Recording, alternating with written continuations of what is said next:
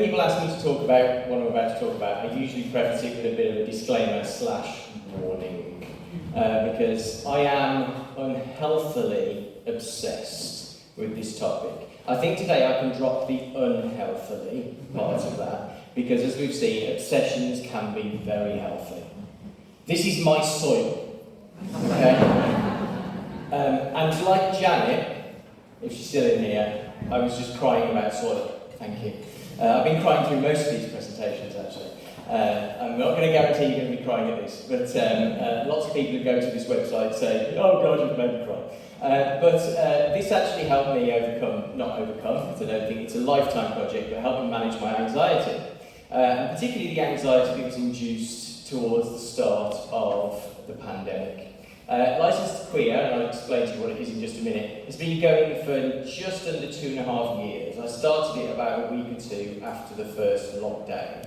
And I started it to keep me sane, because in the day job I work in education. I'm currently head teacher of the secondary school in Birmingham, and I work across multi-academy trust as well. And I was setting up remote learning, we've done it before, rewriting policies like nobody's business, getting up at 3 AM to order free school meals vouchers, because that was the only time the bloody website would work. That didn't make much in the way of headlines, but trust me, if you know anyone in education, it was an incredibly stressful time. So the only way to kind of cope with doing an 80-hour week and not being able to do anything that involves sitting down for extended periods, I lost the ability to read a book. I lost the ability to watch films, my two biggest pastimes. The only thing I could do to switch my brain off from work was to switch it on to something else. So basically, to stop my brain eating itself, I gave it different food. So that's what I did, and I created Licensed Queer. It was an idea I'd had in my head for quite some time. I've been keeping a file on my computer and then my phone of gay stuff in James Bond. And the list was getting quite long, if I'm perfectly honest. There's a lot more to it than many people realise. But then I started having another idea. Considering what the environment we're in at the moment, there's probably a lot of James Bond fans out there, really big obsessives like me, who are kind of struggling to have some kind of sense of community. So I decided to not just create a website which had my thoughts about why James Bond is pretty gay, but also to try and get the views of lots of other people.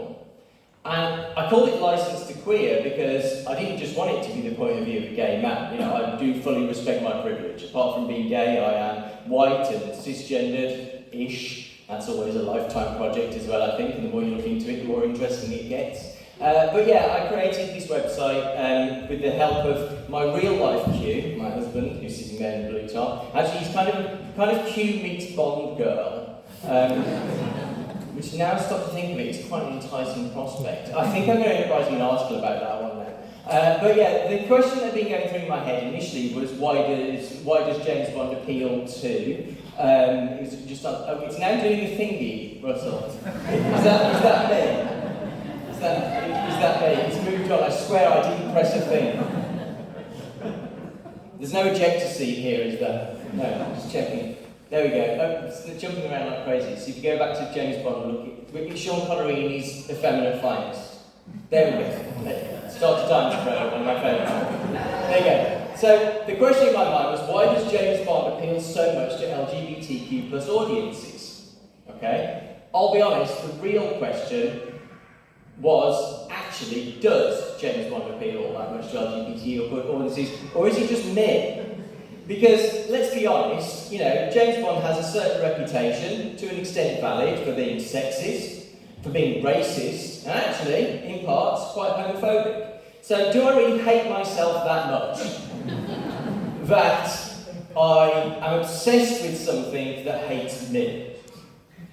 And I kind of did this as a sense of validation, really. I wanted to find out, genuinely wanted to find out if there were other queer people. So I started the website and thought, we might get a few hundred followers and all that kind of thing. Right, jump forward 2.5 years, and these are just a few of the contributors to that website. Across, L, G, B, T, asexual, there's also B also includes non-binary, then in the bottom right-hand corner. And there are people who actually write anonymously for the website. As we said, they're mostly bisexual and trans people. because at the moment the climate is perhaps not as positive as it sometimes has been. So they prefer to stay anonymous. But a lot of people write for the website, a lot of regular writers. In addition to me, there is currently, I think I haven't actually added it up recently, but last time I did it was 250,000 words on that website in 2.5 years, written by queer Bond fans. So there is a community out there, and every year we also do a thing called Jim Fanning Friday. So if you are a Bond fan, and you have to be a real hardcore, who are the hardcore Bond fans? Come on. Who knows who Jim Fanning is? So Jim Fanning is a character who appears for 5 minutes in 1983's Octopussy. Okay? He's a kind of fussy Fabergé egg expert who has to sit next to Roger Moore while he eyes up all the women. And he sits there looking plush in his bow tie. And for some bizarre reason, the internet, the last Friday in February, for the last 2 years, has used the hashtag Jim Fanning Friday, put bow ties on, and these are the nerds I call my friends. Okay? Online Bond fans. But more than that, we actually do fundraising efforts as well. So earlier, a few months ago, we did Rogering for UNICEF. My husband and I, bless him, he's a Bond fan, but not like Bond fan. But he, bless him, sat through all 7 Roger Moore Bond movies, that's 17 hours, in one sitting with cocktails in between and costume changes. We filmed it all online and we raised nearly £3,000 for UNICEF.